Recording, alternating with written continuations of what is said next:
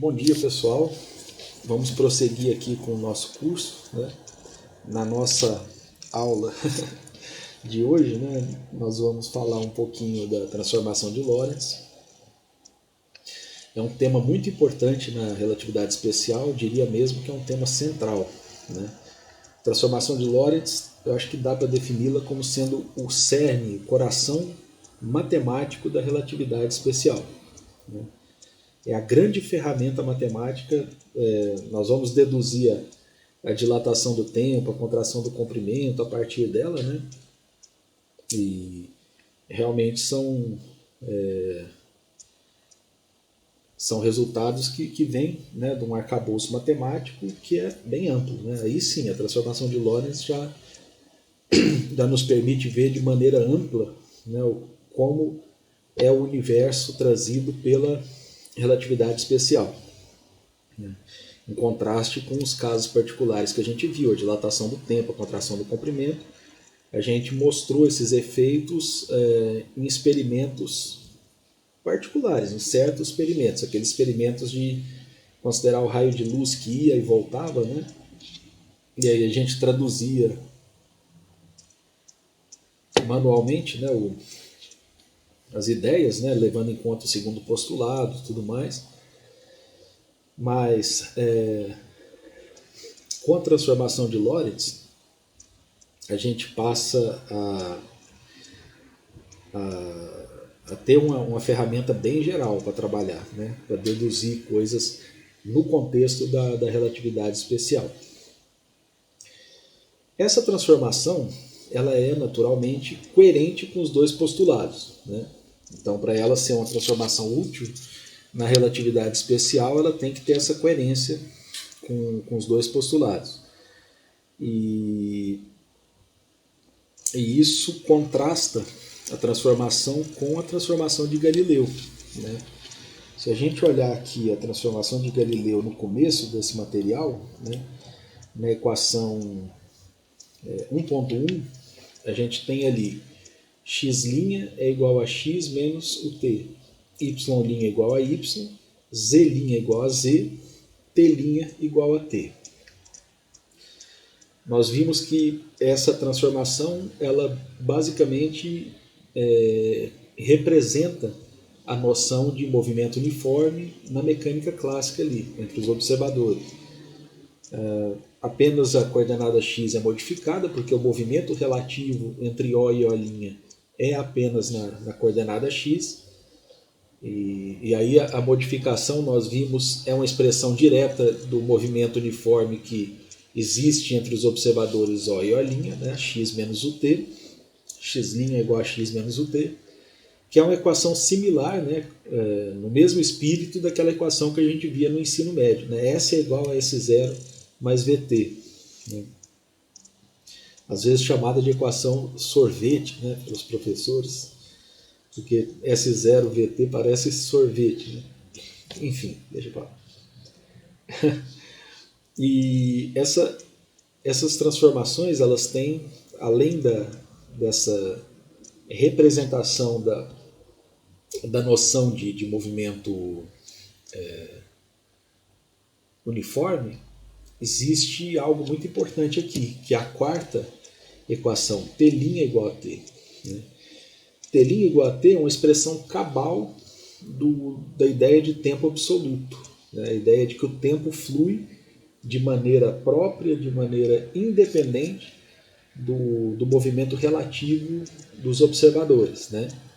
Então, se você tiver uma medida de 1 segundo para um referencial, você vai ter 1 segundo para qualquer outro que esteja em movimento relativo ali. Nós já vimos na equação 1.4, a dilatação do tempo, que isso não é verdade para a relatividade, né? Pode haver uma divergência entre medidas de tempo, né? Isso é algo bem importante e muito novo, né? É uma ideia que tomou forma mesmo a partir da relatividade, né? E levou a uma revisão, né, significativa do conceito de tempo. O conceito de tempo passou a ser diferente, né, depois da teoria especial da relatividade. Se a gente pensar o quanto o conceito de tempo, de espaço também, né, o espaço e o tempo são duas coisas muito relevantes para a cognição humana, né?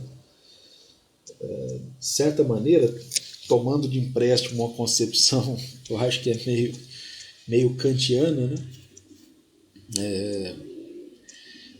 Eles são, de certa maneira,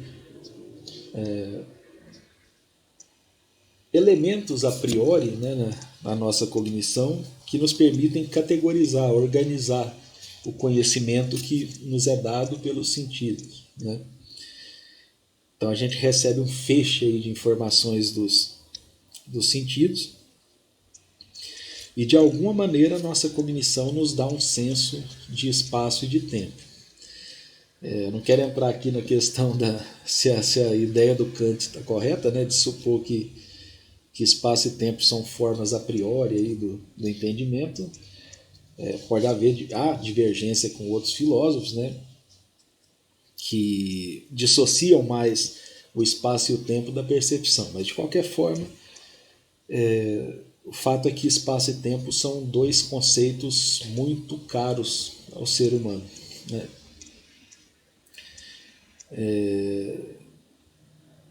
A questão do tempo, né, é um problema, aliás, que fascina a humanidade há milênios, né? Desde a época mais antiga, né,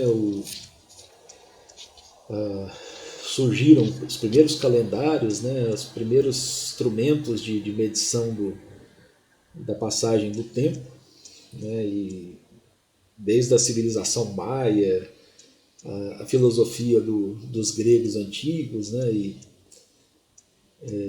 posteriormente a filosofia antiga, filosofias não ocidentais como o hinduísmo também, né, e outras filosofias, a filosofia chinesa também, a filosofia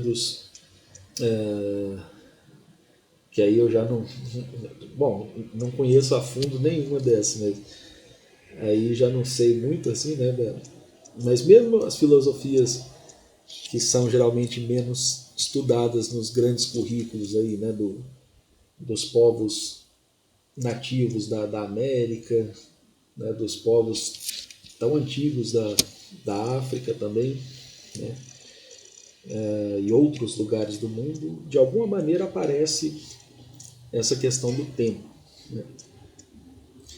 O tempo afeta o ser humano de muitas formas, né? A gente tem várias percepções muito importantes, né, que são associadas ao tempo. Desde de coisas simples, né, como dia e noite, né? A questão de que por um período você tem luz do sol, por outro período você não tem, né? Questões como o cultivo, né, de alimentos, né? Estações do ano, né? Mesmo questões ligadas ao ciclo da vida dos animais, a caça, né? A criação dos animais,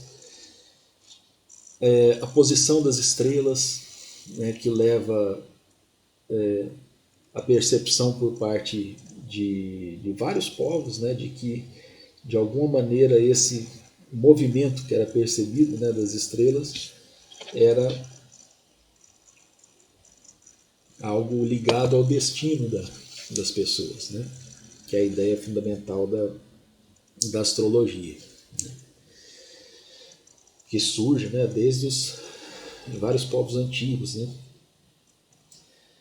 É uma coisa fascinante olhar para o céu e ver a vastidão do espaço e as estrelas. Aliás, coincidentemente, eu não tinha pensado nessa analogia. O Kant, né, também, que fez um trabalho depois na questão da moral, né,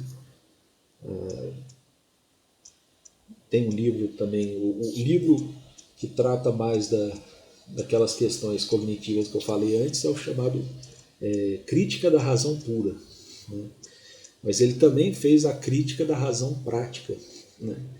Em que aí ele abordou esses problemas, por exemplo, ligados à questão da ética, né?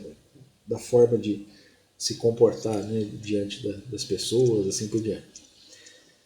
E tinha uma frase muito famosa do Kant, né? Que é: duas coisas me enchem de admiração: o céu estrelado sobre mim e a lei moral dentro de mim. Então ele se sentia encantado certamente, né, de ver as estrelas, né, e a vastidão, né, do universo, né, a quantidade de corpos celestes que existem. Né. E é interessante que o Beethoven tem uma passagem também. Ele escreveu num dos cadernos de conversação dele, né, essa frase do Kant. Né, muito, a impressão é que ele gostou bastante da frase. Né. Então, o Beethoven usava esses cadernos de conversação por causa da surdez, né, progressiva que ele teve. Né. Ele utilizava essa escrita para se comunicar com as pessoas. E esses cadernos ficaram, então a gente tem, interessantemente, um registro, né, de alguns diálogos que o Beethoven teve com convidados, com pessoas que o viam, né, em casa. Só que é uma conversa de um lado só, né, porque você não vê as respostas. Né. Enfim, o tempo, então, é algo que fascina, né, a humanidade há muito tempo. A própria filosofia também, no começo da era medieval, ali na transição, né, para o cristianismo como sendo a religião oficial, né, do Império Romano, e essa os primeiros esforços filosóficos dos cristãos, né, Santo Agostinho, né, é um pensador desse contexto, né, um padre chamado dos padres da igreja, né, que são essa geração de pensadores. Agostinho se debruçou sobre o problema do tempo. Né. O problema do tempo é tratado nas Confissões, por exemplo, né, que é um livro muito importante do Santo Agostinho.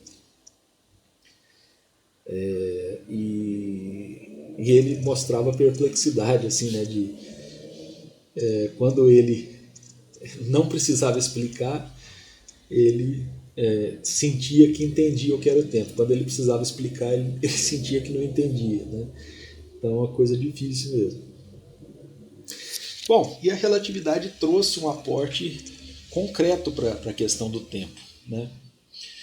Porque se a equação 1.1, que é a visão clássica, fala em tempo absoluto, a relatividade nos traz um tempo relativo, né? O que é bem interessante. Né? A gente passa a ter a possibilidade de que as medidas de tempo divirjam, né? Se você considera um referencial ou outro. Né? Então a transformação de Lorentz vai incorporar isso, naturalmente. Vou passar aqui, voltar, né, na transformação de Lorentz.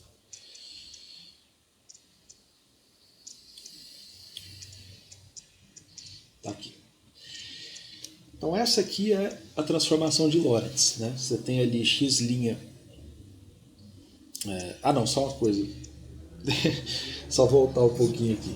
Então a gente falou da transformação de Galileu lá atrás, e a gente tinha falado que a transformação de Galileu mais a mecânica clássica formam um pacote, né? Poderíamos até dizer hoje, se eu fosse tentar me passar por moderno, né? Falar um combo que é relativístico. Né?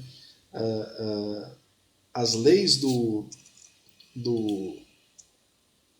Ih, eu estou balançando a mesa nesses vídeos, meu Deus. Vou tomar mais cuidado para não balançar a mesa aqui, porque senão vai atrapalhar a experiência de vocês aqui. Desculpe.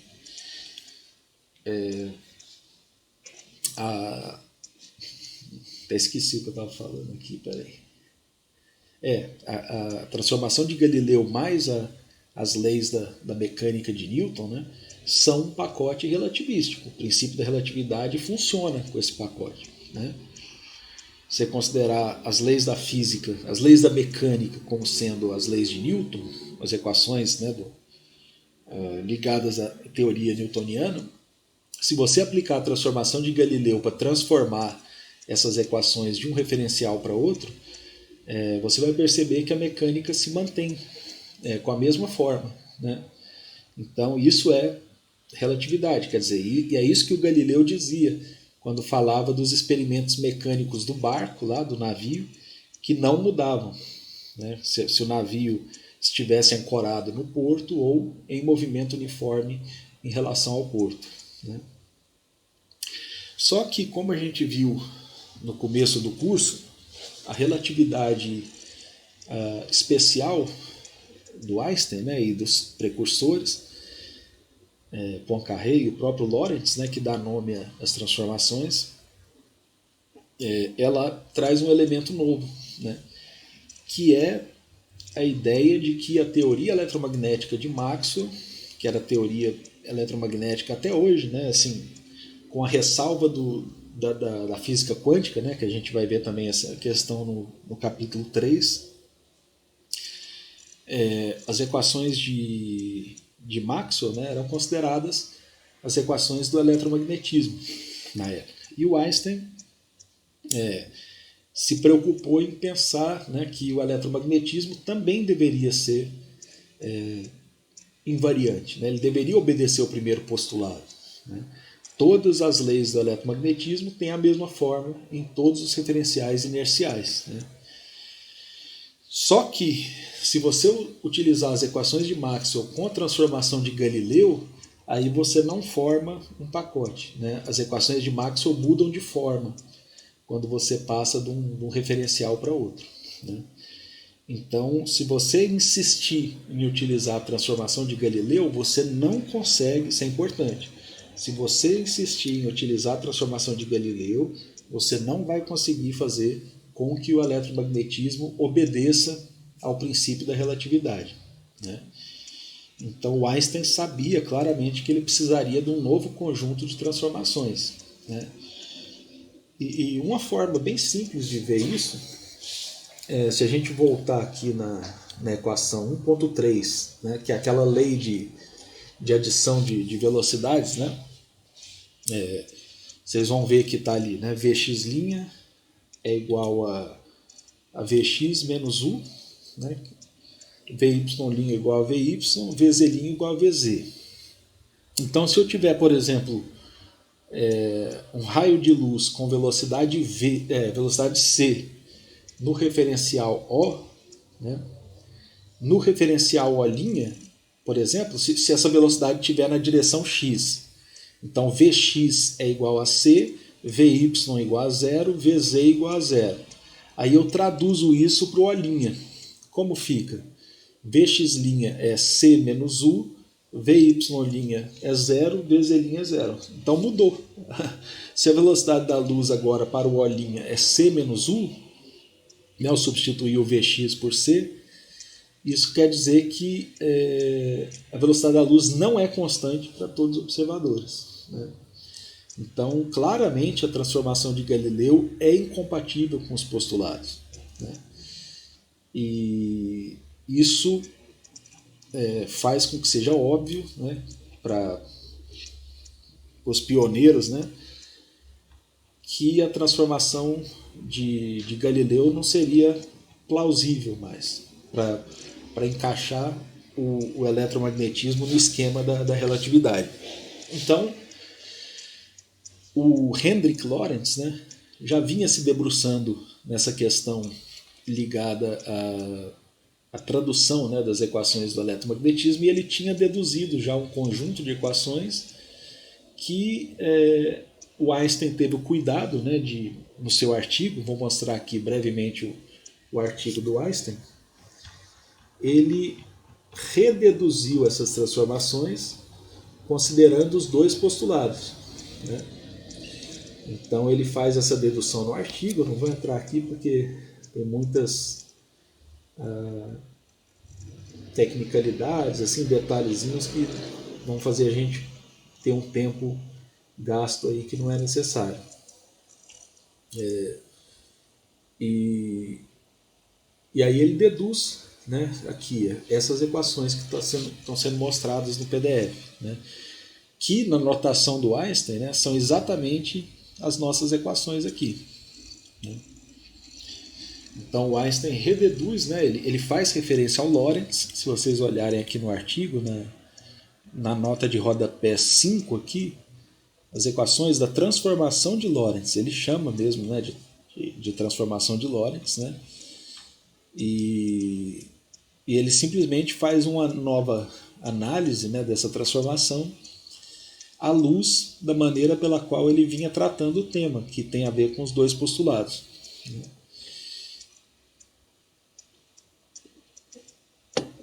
Então, na notação do Einstein é a mesma coisa que na nossa notação aqui, as equações. Observem que o x' ele é x menos o t sobre raiz de 1 menos o 2 sobre C2. Né? Então esse raiz de 1, na verdade o fator de Lorentz é 1 dividido pela raiz de 1 menos o 2 sobre C2. Né? Então esse fator, né, 1 sobre raiz de 1 menos o 2 sobre C2, é justamente chamado de fator de Lorentz. Né? Porque ele aparece virtualmente em quase todas as equações. Né? O efeito Doppler não aparece com essa forma, né? Mas, no nosso caso. Mas vamos dizer assim, que é a marca registrada da relatividade especial. Né? Esse raiz de 1 menos o 2 sobre C2. Y' igual a Y, Z' igual a Z. Até aí tudo bem, porque o movimento relativo, por convenção nossa, é apenas na direção x. Vocês podem pensar, poxa, mas quer dizer que a gente só pode tratar problemas que estão na direção x? Sim, mas isso não é limitante, porque você pode sempre falar, não, peraí, eu tenho dois observadores que estão em movimento relativo, né, retilíneo e uniforme. Né? E você pode considerar qual é a velocidade relativa entre eles, é tal. Então a direção da velocidade relativa é o x. Então você pode forçar a direção da velocidade relativa a ser o x. E aí você fica com o nosso sistema 1,25 aqui.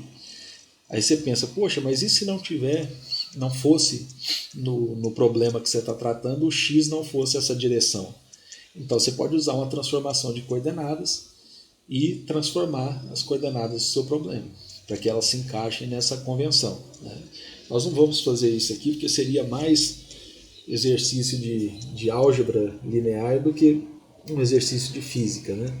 Mas só para vocês saberem que essa definição arbitrária do x ser a direção do movimento relativo, ela não é limitante, ela não tira a generalidade da formulação.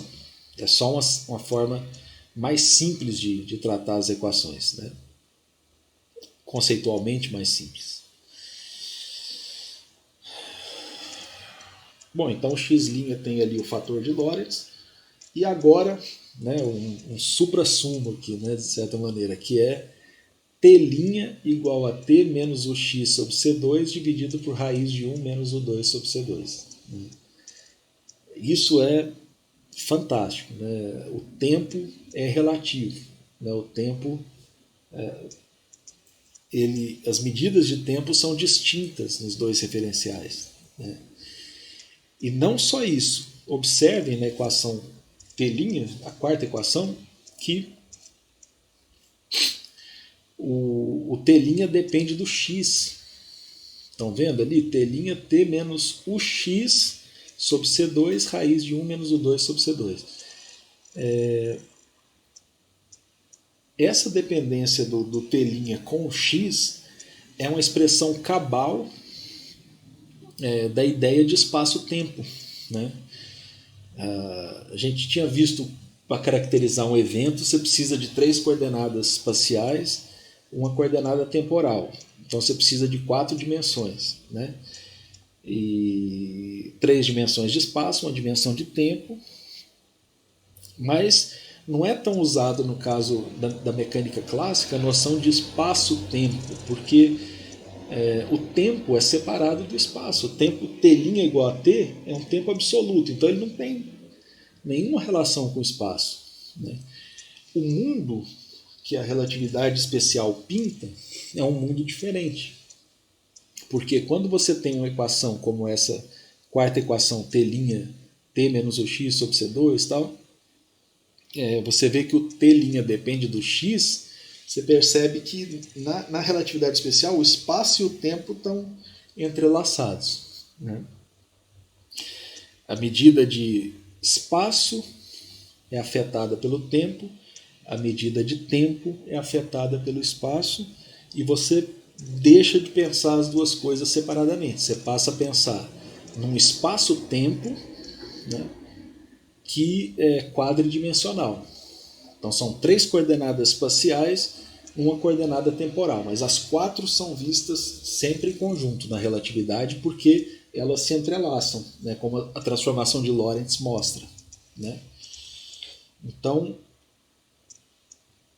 é por isso que se fala tanto em espaço-tempo e aí em certas literaturas baratas, né, de má qualidade, ficam falando assim, o Einstein descobriu a 4ª dimensão, né, coisas assim. Interessantemente, né, quem desenvolveu essas equações assim em termos geométricos, né, foi um matemático chamado Hermann Minkowski, né? Ele fez vários aportes teóricos relevantes, né, importantes, que são muito comuns hoje em relatividade, né? Não vou entrar aqui muito porque a gente não vai poder desenhar os diagramas, nada, aqui no curso, né? Talvez no projeto vocês consigam abordar alguma coisa, mas o interessante é que o Einstein, na época, ele achou que o trabalho do Minkowski era uma espécie de um pedantismo matemático, né? Como se o Minkowski tivesse pego a teoria dele, Einstein, né, e tivesse feito uma certa formulação matemática, geométrica, né, das transformações de Lorentz e dos fenômenos, né, na relatividade especial, mas feito algo assim na linha matemática pela matemática, né? E o Einstein não era muito simpático a isso, né? O Einstein ele usava a matemática como um instrumento, né? Mas um instrumento que estava sempre a serviço da intuição física dele, né? O Einstein não era um Dirac, por exemplo, Paul Dirac, né? Que já é um físico matemático, né? Uma coisa, um físico que pensava em termos muito mais matemáticos do que o Einstein, né? E o Einstein então achou que o Minkowski estava fazendo um malabarismo matemático ali que não teria relevância. Mas, curiosamente, alguns anos depois ele precisou dessa formulação do Minkowski para conseguir colocar de pé a relatividade geral, né, a teoria geral da relatividade. Então o mundo dá algumas voltas, né? Interessantemente, o mundo deu voltas para o Minkowski também, né? Porque o Minkowski foi professor do Einstein, né? E não tinha uma visão muito boa do Einstein, não, né? O Einstein era um aluno que ele gostava muito, obviamente, de física, também de matemática, né? das ciências próximas aí da física, né? Também. Mas ele não era um aluno muito conformado assim, com o sistema de ensino da época, né? Então acho que ele achava certos esquemas de aula e certas abordagens tediosas, né? E o Minkowski disse dele uma vez que ele era um cão preguiçoso, né? Chamou o Einstein, quando o Einstein era aluno dele, o Einstein era um cão preguiçoso. E curiosamente, né, posteriormente o Minkowski trabalhou com a teoria da relatividade e deixou uma contribuição indelével, né? Nunca vai se perder, nunca vai se destruir. Enquanto se estudar a relatividade especial, o trabalho do Minkowski vai ser lembrado, né? Bom, então a transformação de Lorentz está aqui, né? Uma coisa muito importante aqui, atenção, né? Vamos acender todas as lâmpadas aqui. O próprio Einstein mostra no artigo dele, se vocês olharem aqui, nessa seção aqui, que é a segunda parte do artigo, a parte eletrodinâmica. E aí o que ele faz? Ele fala, eu vou pegar as equações de Maxwell, que ele chama aqui de Maxwell-Hertz, e vou traduzir as equações, que eu tenho falado inúmeras vezes disso, né? Você pegar as equações de um referencial e traduzir para o outro referencial. Beleza. E ele faz exatamente isso aqui. Ele vai pegar as equações de Maxwell e traduzir de um referencial O para um referencial A'. O que você espera? Que as equações não mudem de forma, né? Como você transforma as equações? Com a transformação de Lorentz, né?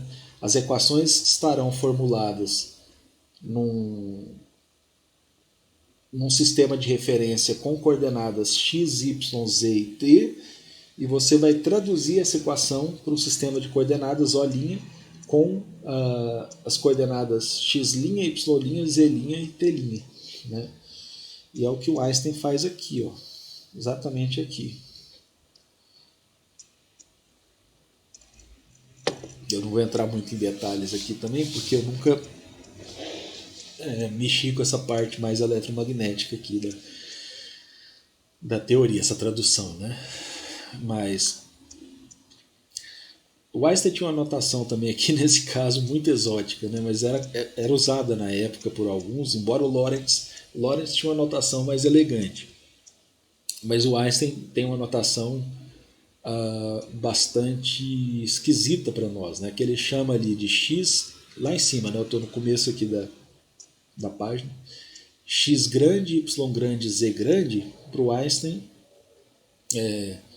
são os componentes ligados ao campo elétrico, ou que ele chama aqui força elétrica, depende de como você trata as equações. E aí os componentes L, M e N são componentes ligados ao campo magnético, né? Então, o que a gente imaginaria? Por exemplo, se eu estivesse lidando com campo elétrico, eu poderia pensar em EX, EY e EZ, que era o que o Lorentz fazia, né? O Einstein não, chama o EX de X, o EY de Y e o EZ de Z, né? E L, M e N seriam os componentes do campo magnético, né? Então é uma notação meio estranha. Aí ele aplica a transformação de Lorentz em cima dessas equações. Por que aplica Lorentz? Porque as equações representam a evolução temporal espacial, né, dos campos elétrico e magnético, né? Então você está analisando o campo elétrico e o campo magnético no espaço x, y, z e no tempo t, né? Se você traduz o espaço e o tempo por meio da transformação de Lorentz, você chega nas equações expressas agora em x', y', z' e t', né? Que seria a maneira pela qual o O' enxerga as equações de Maxwell no referencial dele, né? Então é isso que o Einstein faz aqui na notação dele. Ele chega na transformação e agora, o que é muito bonito, né? Observem esse sistema de equações que está nas coordenadas linha, né? O Einstein não usa t' também, t', x', y' e z'. Ele usa o t', ele chama da letra grega tau. O x' é o xi, que é essa cobrinha, né? O z' vira o zeta, que é uma cobrinha menos complexa ali. E o y' vira a letra eta, né? Essa, à primeira vista, é a única incoerência da notação, né? Porque o xi, né, ele tem um som similar ao do X em certos casos, né? Quando você fala, por exemplo, Alexander, né? Esse Alexander é o Xi em grego, né? Se você for escrever isso em grego. A letra zeta tem o som do Z, né? O Z como a gente falaria em zebra, né? Sei lá, zumbi, alguma coisa assim. E a letra grega Y, quando você traduz Y para o correspondente em grego, ela parece um V, né? Ou um U, né? A letra. Então ele, acredito eu, que ele não quis usar a letra grega correspondente ao Y, porque poderia causar confusão com o V, né, que ele usa bastante para ser a velocidade entre os referenciais, ou U, né? Então ele usou o eta, né? O eta tem som de E mesmo, né? Mas e o tal está no lugar do T, né? Também são sons correspondentes, letras correspondentes. Mas aí, o que é tão bonito nesse sistema? Olhem para esse sistema, né? Você tem 3 componentes de campo elétrico, X', Y', Z', 3 componentes de campo magnético, N', L', M', e as coordenadas para o O', que são Xi, eta, zeta e tal, na notação do Einstein, né? Olhem a forma dessas equações ali. 1 sobre C, derivada de X', derivada com respeito a tal linha, derivada de N' com respeito a eta, e assim por diante. Agora olhem para as equações aqui, né, que estão em x, y, z, l, m, n, coordenadas x, y, z e t. A forma das equações é igual. Estão vendo? As variáveis mudam, né, porque elas estão transformadas ou para O ou para O', mas a forma das equações é igual, né? E é o que o Einstein fala aqui, né? Os dois sistemas devem expressar a mesma coisa, tal. As equações concordam, né? Com exceção dos símbolos para os vetores, né? Mas a forma como as grandezas ligadas a campo elétrico e campo magnético se relacionam e também como elas se relacionam com o espaço e com o tempo, essa forma é igual para os dois referenciais, né? Vocês olharem aqui de novo e olharem aqui em cima, né? Outro detalhe, observem que C, que é a velocidade da luz, é igual, né? A gente não está usando aqui C e para cá nós estamos usando C' na hora de trabalhar com as equações para o O', porque a velocidade da luz é a mesma, né? Então, com a transformação de Lorentz, você chega no que a gente sempre falou, as leis do eletromagnetismo terão a mesma forma nos dois referenciais, né? E matematicamente é o que está sendo mostrado aqui, né? As equações do eletromagnetismo, na notação do Einstein, tudo bem, numa certa condição específica que se chama às vezes de espaço livre, né? Ausência de cargas e tudo mais, mas as equações têm a mesma forma. Então, era disso que eu estava falando o tempo inteiro quando eu falava que as equações não mudavam de forma, né? E isso só é possível com a transformação de Lorentz. Se você usar a transformação de Galileu, não vai acontecer isso aqui não, né? Então isso é muito importante. Bom, se a gente for deduzir a transformação de velocidade agora, o que a gente precisa, né? A gente precisa agora traduzir dx' em função de dx e dt, dy' vai ser igual a dy, dz' vai ser igual a dz, dt' vai ser, no caso aqui, dt menos u dx sobre c2, raiz de 1 menos u2 sobre c2. Se você lembrar que vx' é dx' sobre dt', né? E se você obtiver dx' daqui em função de dx e dt e dt' aqui em função de dt e dx, e você fizer a divisão, você vai ver que dx', dt' é dx dt, que é Vx menos U, sobre 1 menos Vxu sobre C2. Né? Vy' tem essa forma aqui, Vy raiz de 1 menos U2 sobre C2, 1 menos Vxu sobre C2, e o Vz' é igual, tem a mesma forma do Vy'. Né?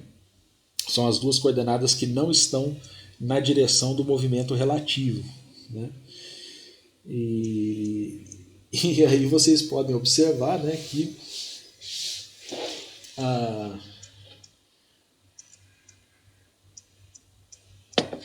as transformações de velocidade para a relatividade, ou seja, as transformações de Lorentz de velocidade, elas são muito diferentes das transformações da clássica lei de adição de velocidades do Galileu, né? Que é essa aqui. Perdão.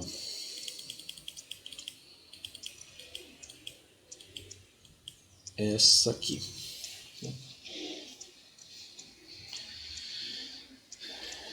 Observem que a velocidade Vx' ela é Vx menos U, tudo bem? Mas lá nas equações de Lorentz tem um denominador, né, que é 1 menos U Vx vezes U sobre C2. O Vy' era igual a V para o Galileu. Né? Se você tinha uma velocidade na direção y, Vy, e a velocidade relativa dos observadores era em x, você não muda para a mecânica clássica a velocidade y. Então Vy' é Vy, Vz' também, que é ortogonal a x, é Vz. Mas na transformação de Lorentz isso não acontece. Né? Você passa a ter as transformações de velocidade diferentes. Né? Vx' não é mais só Vx menos U, tem um fator embaixo, 1 menos Vxu sobre C2. O Vy' não é mais simplesmente o Vy. Né? O Vz' também não é mais simplesmente o Vz.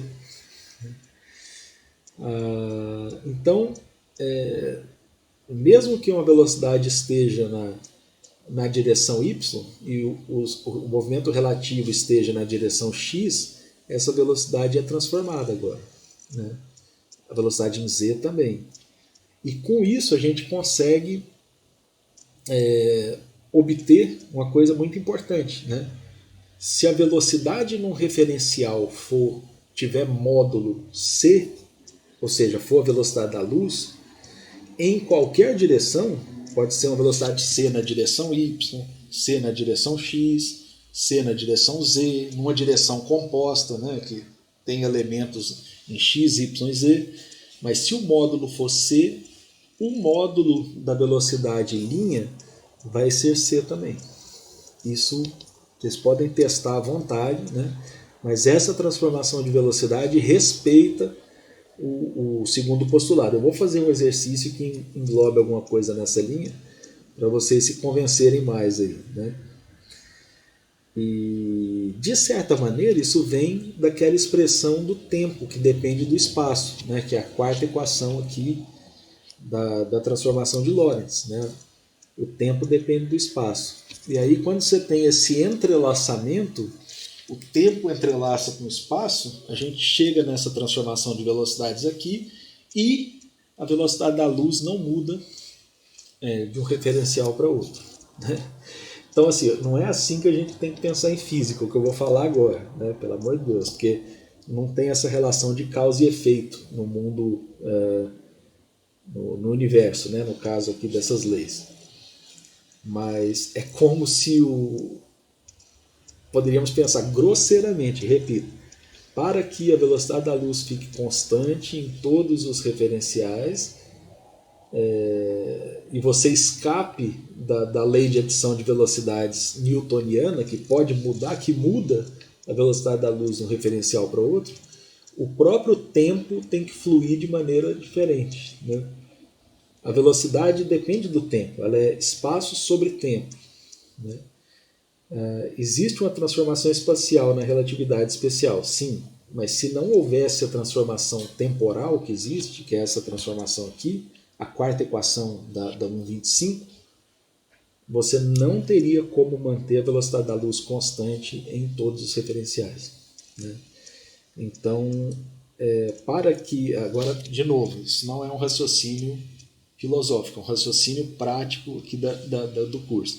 Então, é como se, entre aspas, né, o Einstein tivesse percebido que para que o eletromagnetismo não mude de forma e para que a velocidade da luz se mantenha constante, é preciso distorcer o tempo de uma forma que nunca tinha acontecido na física, né? O próprio tempo tem que pulsar de forma diferente em dois referenciais diferentes, para que você tenha o eletromagnetismo obedecendo ao princípio da relatividade, né? Então, para que o eletromagnetismo obedeça ao princípio da relatividade, a gente abre mão do tempo absoluto, a gente abre mão da nossa velha lei de adição de velocidades, né?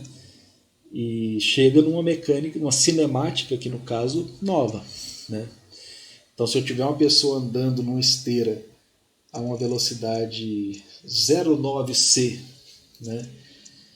E em relação à esteira, e a esteira estiver a 0,9c em relação a uma pessoa parada no aeroporto, a velocidade dessa pessoa para a pessoa parada no aeroporto não será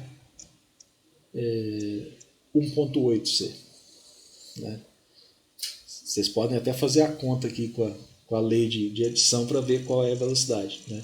Vai dar uma velocidade acima de 0,9c e menor do que c, né? Mas não será 1,8c. Poxa, o que está acontecendo? Indiretamente, o que está acontecendo é que o tempo não flui da mesma forma nos dois observadores, né? Então isso gera, né, entre aspas, uma velocidade diferente daquela... No fundo, a nossa intuição da lei de adição de velocidades, ela tem a ver com o fato de que nós temos uma intuição de que o tempo é absoluto, né? Só que para a relatividade especial o tempo não é absoluto. Portanto, a maneira pela qual as velocidades se comportam quando você passa de um observador para o outro não é a maneira pela qual a nossa intuição funciona, né? Se vocês olharem a equação 1,26, observem que se a velocidade da luz, se a velocidade Vx, a velocidade U, elas forem muito pequenas, os termos que tem o c quadrado ali somem e você cai na lei de adição de velocidades newtonianas. Então, para baixas velocidades, a gente intui aquela lei, que é mais simples, né? A lei newtoniana é mais simples e ela casa bem com a nossa intuição. Então, não é à toa que a gente chegou primeiro nela. Mas a relatividade mostra que aquela lei, né, pelo menos para essa teoria da relatividade, é um caso particular, né, de uma expressão mais complexa, que é essa 1,26, né? O caso em que as velocidades são pequenas em relação à velocidade da luz. Ok? Bom, então, pessoal, eu vou parar por aqui hoje. Agora nós vamos os próximos tópicos. Esse tópico ele é muito denso, né? Então eu vou optar por parar aqui mesmo, né? Peço a vocês que, se possível, né, seria muito bom, tentassem deduzir as equações 1,26 a partir da equação 1,25. Lembrando que para isso vocês podem obter os diferenciais dx', que seria dx menos udt sobre essa raiz, dy' dy, dz' dz, dt' é dt menos udx c2 tal. E aí você tem que fazer dx' dt', dy' dt', dz' dt' para obter as velocidades para o referencial O'. E aí fazendo isso e fazendo umas coisas de engenheiro, assim, tipo dividir por dt e aí cortar a coisa e tal, aí vocês vão chegar nas equações 1,26. Tá bom? Bom, é isso. Agora, nas próximas aulas, a gente já vai cobrir os tópicos mais rapidamente, né? São tópicos menos densos, então vai dar para cobrir mais tópicos numa única gravação aqui. E logo a gente acaba a parte relativística. E aí vamos entrar no maravilhoso mundo da física quântica. Ok?